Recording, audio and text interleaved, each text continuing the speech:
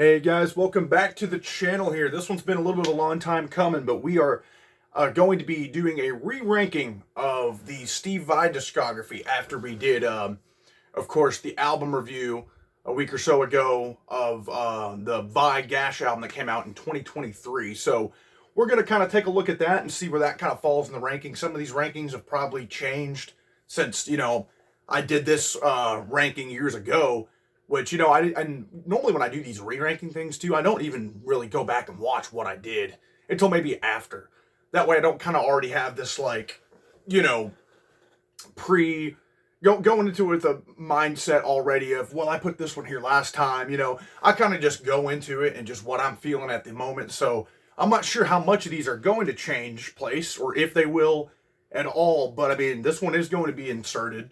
But, going off memory, though, I do think some of these probably did change a little bit. So, with that being said, we got 12 albums here. Last time, again, it was 11 until, this one came out. And we're gonna give this thing a go here. So, rank number 12. And I'm almost certain this one was the same as where I originally put it. We're talking about Flexible Leftovers.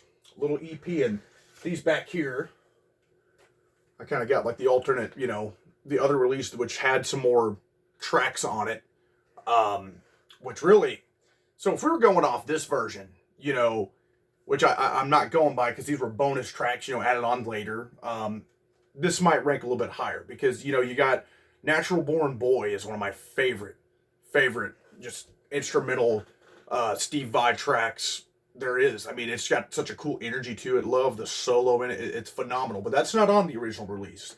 So, and this is really just an extension, of literally, like it says, leftovers of the album Flexible, his first solo album. So, it kind of has that kind of Zappa-esque feel to it, which is, and it's got some really good stuff on here. Even though it's coming in last, I really do dig this EP. You've got You Didn't Break It off here, which is one of my favorites off here. I really like, yeah, I like Bledsoe Boulevard. I like Burning Down the Mountain. There's some really good stuff on here. Chronic Insomnia.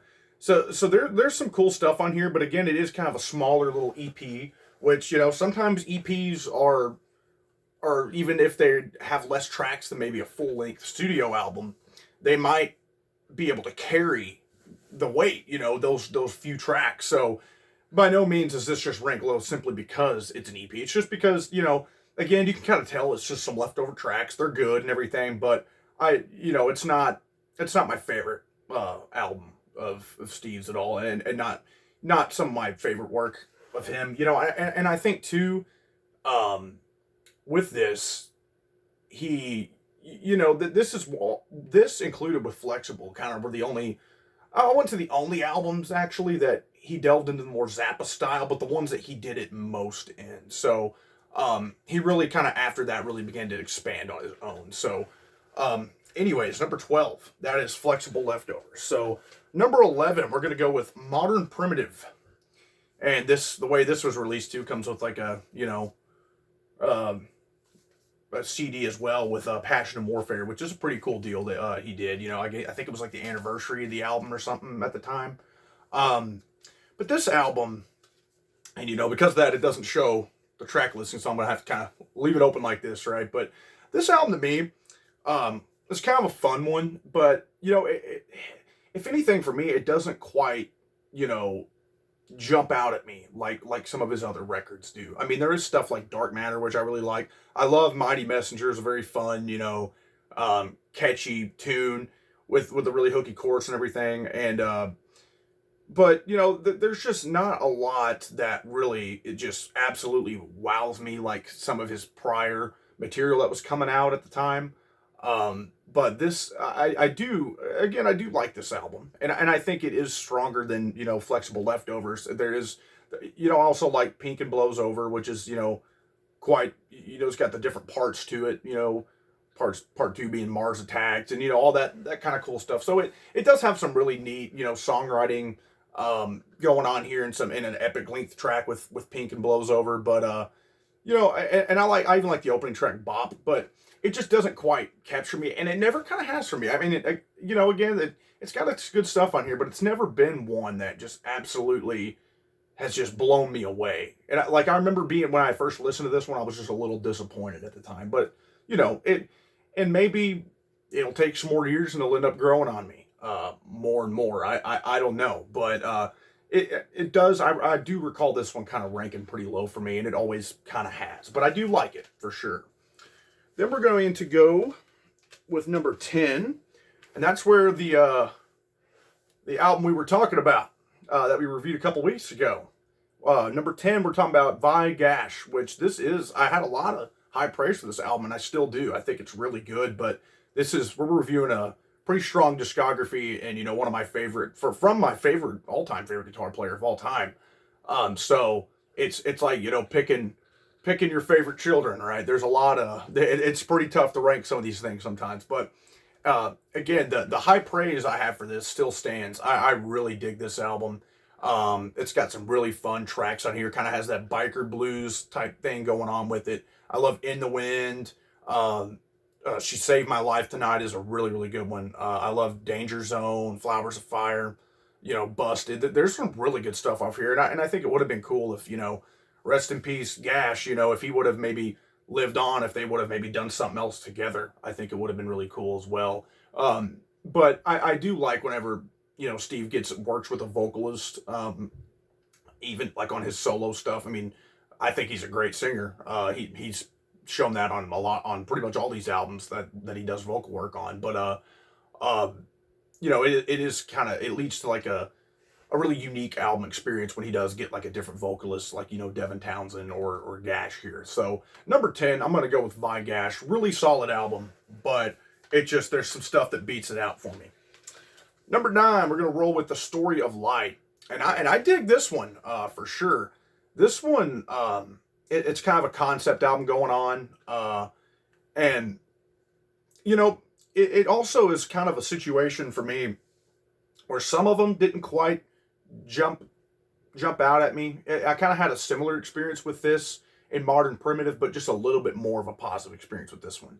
The Story of Light, the title track's great. I love John the Revelator. That Creamsicle Sunset's a fun one. And they're kind of listed in a circle on the back here, as you can see, so I'm kind of reading off here. I like The Moon and I. That was a really good one. No More Amsterdam. There's Sunshine Electric Raindrops is a good one. But yeah, this is the sequel album, to Real Illusions Reflections. And I think it was a good follow-up, but I think, the original, the precursor to this, rather, kind of stole the show as far as the two concept albums go here. But I do think it's cool, tells a cool story and everything. And it has some really strong songs, but this one is kind of in the similar vein to Modern Primitive for me, where I was a little disappointed in it, especially after how good Real Illusions Reflections was. But it is a solid follow-up, and I have grown to like this one more over the years. All right, now we're looking at number 8, and we're talking about Flexible. Love this album. This is such a funky album. Oh, and here, I'll show this too. I'll show my alternate, the two covers. I really need to get the Flexible Leftovers cover of this, because it kind of had a really similar cover to that, and this one kind of goes with the EP cover down there. But this one, I mean, this is like I was talking about with Flexible Leftovers, very very Frank Zappa-esque, which was just a massive influence. They played together, and he taught Vi a lot in his early years and everything, and really influenced him in his style and his songwriting and everything. Kind of the silly stuff, little tongue-in-cheek type thing that kind of Zappa does. Vi does some of that here, but especially with the title, or not the title track, but the first track here with Little Green Man. I love, that's such a fun song. It's hilarious, and it's it's just a fun one. I love Viv Woman, which is really kind of shows maybe the direction kind of where he would go following this album, with a more serious, kind of mature, just guitar playing. I love the Boy Girl song. That's a fun one. Lovers Are Crazy has got to be my favorite. It's a weird kind of, it's kind of a weird track, but I really dig it. I've always really liked that kind of some of the time signatures and weird just changes in that. I love the Attitude song. That's also kind of one that kind of would show what he would go on to do. Call It Sleep is a beautiful, beautiful track for sure. So there's some awesome stuff here that makes this just a classic listen. And again, if you're a fan of Frank Zappa, you're gonna love this album because again, the influence is just heavy there. But I've always really really loved this album. And it blew me away from the first time I heard it, and it kind of shocked me going from hearing this to the likes of some of the following albums when I was like, oh, so he kind of because I'd heard tracks and such from some of the later albums and everything. And so when I heard this the first time, I was like, whoa, he kind of goes out there, with this one. Then following that, I heard the later albums. I was like, oh, okay, so this is more of what I'm used to. But really, really solid, really, really solid debut album for sure. All right, so let's see. We got 12, 11, 10, 9, 8. Number 7, we're looking at Fire Garden. This is a big double album here, and it's awesome. We got, there's a fire in the house, the crime machine, Dying Day. I love Fire Garden Suite. That's an awesome track here. We've got Deepness, Little Alligator, such a fun track. Another kind of tongue-in-cheek track going on, but that's just really really hooky. I love All About Eve off here. Brother, Damn You is another fun one that I really really liked. I love the riff on that one. And Warm Regards. This is a really awesome double album that keeps you hooked in the entire time you're listening to it. There's not a dull moment on here, if you ask me, and this is one I've always loved. It kind of has wavered here in the middle for me over the years. I'm not sure where this one landed the original ranking I did of these albums, but this one is just such a fun listen, and again, just not a dull moment on it. Very, he kind of adds a little bit of that tongue-in-cheek stuff going on. You get a lot of vocal work from Vi on this one. He kind of really showcases his singing ability and his ability to write these really hooky melodies, even in these kind of goofier songs. But Fire Garden, awesome album, no doubt about it. Oh, and I'll also, before I forget, I'll go and show this too. This isn't a part of the ranking, but the Elusive Light and Sound Volume 1 that has just some amazing tracks on here, with a lot of soundtrack stuff. You got Love Blood, which is one of my favorite songs he's ever done. Celluloid Heroes. You got stuff from the Crossroads, Bill and Ted's Bogus Journey, Encino Man. A lot of the movie stuff that he's been a part of on their soundtracks and everything is on here, and it's just a really cool listen as well. But anyways, back to the actual ranking. We've got 12, 10. Number 6, we're talking about Real Illusions, Reflections, and this album is awesome, man. Like I said before, when talking about the Story of Light, this one is the one that I think is the superior of the two concept albums, and not necessarily because it does the concept better, because it's kind of a loose concept deal. To be honest, the concept of this and Story of Light doesn't necessarily blow me away by any means. It's just the songs on there in particular that are really strong. And this one in particular, you've got Building the Church, Dying for Your Love. I'm going to butcher this pronunciation, but Kim P. Do We. One of the best songs off here for sure. I love Firewall, Lotus Feet. Midway Creatures is a good one. I'm Your Secrets. This has always been one that really just has blown me away, and this is one that my appreciation only continues to grow over the years with a lot of these tracks on here. And again, the concept, it kind of just takes a back seat for me when listening to this or Story of Light, as it's not such a prominent, in your face kind of concept album. But this is just an amazing record, no doubt about it, and it has some just incredible pieces on here with just some very unique sounds. You get that classic, Vi guitar tone on some of these that'll just give you the goosebumps. And now with number 5, let's see what we got. We've got his most recent release until Vi Gash, but we're talking about In Violet. Man, this thing blew me away from the beginning. You see, he's doing. Vi's still innovating and just going crazy on this thing. You've got Teeth of the Hydra, which is that right there, the Hydra, that insane machine he had built. That's just, I mean, you've got a bass on there, which half of it's fretless, half of it's not. You got a 12 string, half fretless guitar on there. There's a harp down there. I mean, this is a crazy, crazy invention that he had, come up with. And it's freaking awesome when he used it, especially on the title track, Teeth of the Hydra. Zeus in Chains is one of my favorites. That one is just a massive, massive win here for me. I heard that track and I was like, okay, this album's gonna be freaking great. I love Little Pretty. Candle Power's a beautiful one. Apollo in Color's one of my favorites. Avalanche's good. Greenish Blues. Knapsack's crazy that he freaking played it with one hand. It's like, what in the world? He showed the video of it and everything. Sandman Cloud Mist. Literally just ran through all the songs because they're all that freaking great. This is to me, like a modern masterpiece of Vi's for sure, and one of his best albums that he's had in several years.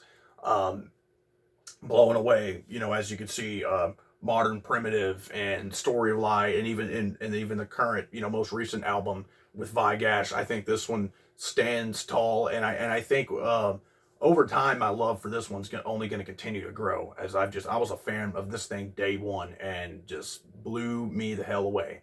But we'll jump on over to number 4, and I'm talking about this one right here.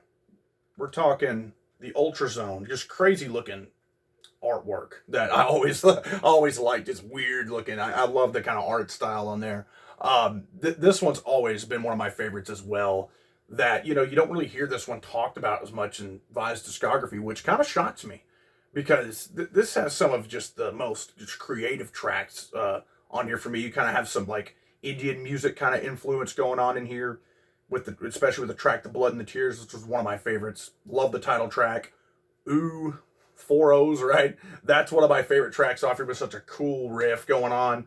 I love Voodoo Acid off here. Windows to the Soul is probably my favorite off here. That's got such a cool vibe to it, just mystical feeling to it. I'll Be Around is a beautiful track.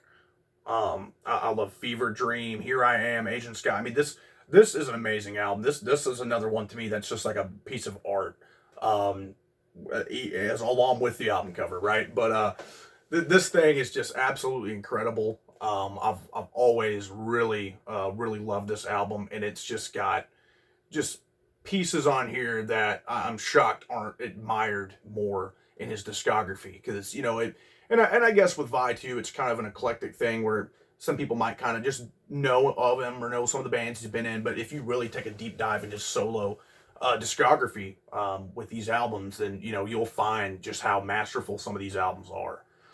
With that, we're gonna hop into number 3, which I was talking about an EP kind of being able to pull its weight to rise up, and of course we're talking about the Alien Love Secrets, one of my rarest albums in my collection for sure. And I've just, this album is freaking beautiful. You got Bad Horsey on here. Come on. Everybody knows that one. That one's just, man. Die to Live is one of my favorites. Just has such a cool, clean sound to it. I love The Boy from Seattle. Yak Yo Gak's pretty fun. The God Eaters. And of course, Tender Surrender's on here, guys. Come on. That is one of the most beautiful tracks ever to me. I've always just been moved by that track. And it's bound to just move anybody. Just the emotion you feel behind every note. It's like the guitar singing to you. I know that's cliche, but that's literally what it sounds like when Steve plays guitar, especially on Tender Surrender. But every track off this EP is freaking incredible and is just a masterful piece right here. And this is one of the ones that people do talk about when discussing his best material. And for damn good reason, because look, it's ranked number 3 above some full-length albums, and this only has like I think, yeah, it's got like 8 tracks on it. But, some of them are kind of shorter. But, just amazing EP. One of my favorite EPs of all time, no doubt. Then we're going to go with number 2. We're talking about Sex and Religion, another rarity in my collection here. There's Devin Townsend on the front. You have Vi on the back there. I've always been a massive fan of this. I think him and Devin Townsend, which, he found the kid, he was 19 at the time, I think. And, you've seen Devin Townsend's success, how he was able to, use this as a launching pad for his musical career. Um, that's awesome. And this album really is just phenomenal. You have I love Here and Now, just an awesome track, really hooky. There's hooks all over here, man. I mean, you have Desmond Child who worked and helped produce this album, and you can really hear it in some of these tracks, like "In My Dreams with You," that has that Desmond Child kind of flair to it. You know, he's wrote stuff for Kiss, Bon Jovi, just all kinds of stuff. And I love his solo album. If you ever look into that, it's amazing. But that being said, you know, "In My Dreams with You," such a beautiful kind of ballady song that still has its vibe, just touch on it. I love "Still My Bleeding Heart." That is, man, the solo in that thing and just the energy going on in this one, especially from Devin Townsend vocally near the end, singing his heart out. Love "Sex and Religion," the title track, and I love "Touching Tongues," the instrumental off here. And you know, you can kind of call it instrumental because there's some vocalization going on from Devin Townsend, almost like the opposite of what you would think. It's like a instrumental, but there is a vocal solo, but not with words, right? Whereas, you know, normal songs, you know, a lot of normal songs it's going to be, you know, singing all the way through the guitar solo. This kind of turns that idea on its head, and it's just a beautiful, beautiful piece. I love "Survive," another really hooky one. "Down Deep in the Pains," awesome. "Rescue Me or Bury Me" is a beautiful epic that closes the thing out. And every song off here, guys, is just freaking fantastic. "Sex and Religion" is a hidden gem that, you know, I don't know that it did all that well. You know, I know some people have maybe heard a song or two off here, but it's, you know, it's few and far between. But normally, if I ever show anybody a track off here, like I've showed my girlfriend stuff off here, she's freaking loves it, right? And you know, and I've done that with other people too. Showed them tracks off here, and they're like, "What the hell? How have I not heard that before? That's such a catchy track." You know, some of these, especially again with Desmond Child, getting in and working with Steve and everybody, the ability to make just insanely catchy, hooky tracks with choruses and just powerful emotion into them is just amazing, and it just sticks out on this album right here. And number one, if you could do "Process of Elimination," no surprise, "Passion Warfare." And this is just, this album, from the first time I ever heard it, I was like, this is one of my favorite albums of all time. This is one of those desert island albums, guys, right here. I mean, you've got "Erotic Nightmares," that's freaking amazing. "The Animal," man, you got "Answers." "The Riddle" is such a cool bass kind of driven, like deeper track. "For the Love of God," which is his most popular song, no doubt about it, and for good reason. It's an amazing track off here. I love "Blue Powders," one of my favorites off here. "Sisters" is a beautiful track as well.